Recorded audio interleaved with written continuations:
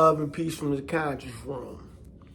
And today, man, I want to talk about domestic violence because we always look at that from one side. When we think of domestic violence, we think about a man physically abusing a woman.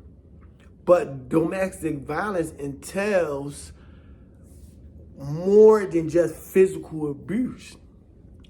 Domestic violence entails emotional abuse and mental abuse too, which leaves scars that are more damaging than physical abuse. Because physical abuse, them scars will heal that occur from that.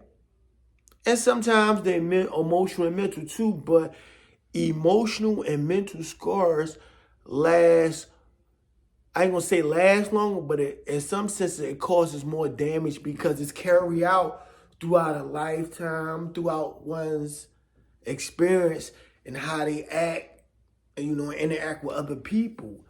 It scars them in ways sometimes where it crushes their self-esteem, their self-worth, their self-validation, and it also falls down to child. We be like, oh, because domestic entails the whole household. So physical, mental, and emotional abuse also is directed to children.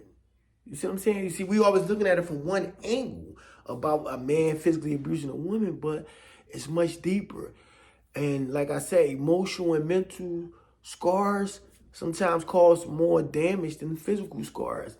Whether it's just coming at your child or someone debasing a child or speaking to a child in a way that's degrading and not uplifting, or by telling that child he's nothing. Or in the other sense, like a woman, she could have a man and she could be making more money than a man, or has a house and her man live with her.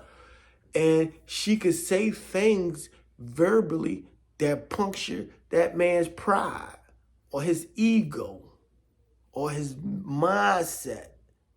Same thing, vice versa. So I just bring that up because I notice how as people, we focus on physical abuse when we hear domestic violence. And domestic violence entails all that, whether it's the children, the other spouse, emotional, and mental. Because I really believe they are more damaging than physical.